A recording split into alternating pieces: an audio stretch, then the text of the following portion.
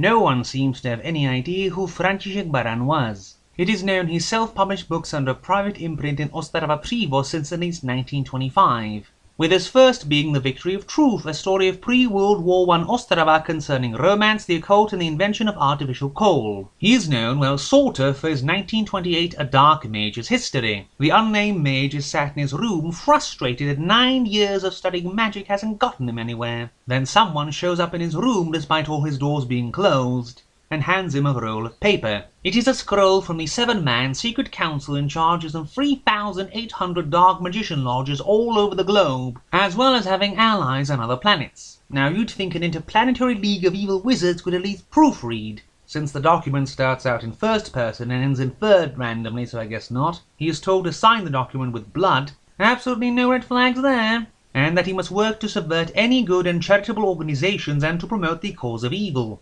Again, no red flags. He signs anyway, and the other man in the room is revealed to be a construct made of his own desires, named Christian, and put under his absolute command. So the magician, choosing the name Sirius for himself, sends Christian to rob a bank devoted to the public good, so he can buy himself a house in the woods to do his dark malicious magic in. The police actually believe the guard at the bank, saying he saw someone invisible carry off the money and knock him out, and they hire the famed spiritist Smith to help them find the culprit. Sirius smirks as he evades him easily, before he is sent by the London Lodge of Dark Magicians to murder the Czechoslovak MP Zábranský, whose heart Sirius pierces with a magic needle while he holds a speech. When no one can find out what happened yet again, Sirius smirks and goes abroad, where he assaults a woman on the outskirts of Rome. She curses him and he has to be saved by the 7 evil mages personally. Then when he recovers, he uses Christian to sick the monstrous being sicked at him by the woman's curse onto an innocent stand-in, the spiritist Karel Mort, who is murdered horribly. Smith is still on his trail and knows all these fantastic crimes were committed by the same person, so Sirius torments a spirit to trick Smith and lure him into an old castle, where he has Christian smash his head in with a boulder. But just then, Sirius starts falling deeply in love with Irene, the sister-in-law or niece depending on the page of Zábranský, the man he almost murdered. Now if you think this will lead to some conflict between the two of them,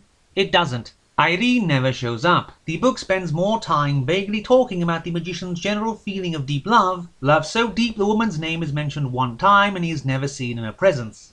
Then he has an argument with an angelic being where he's being ironic and self-conscious, until she makes him feel terrible longing. Trying to do good, Christian turns on him, as his reformation would mean Christian would cease to exist. The London Lodge then sentence him to death, exiling his spirit into the astral plane to be used and controlled by other sorcerers. The one negative is the plot will stop for a few pages usually, and Baran will go on about the true meaning of love, the spirit, warning us not to submit ourselves to the temptations of dark magic, as well as Sirius's weird belief that subverting social good and working for the sake of evil is helpful to humanity. These parts do drag a bit, but I have seen much worse.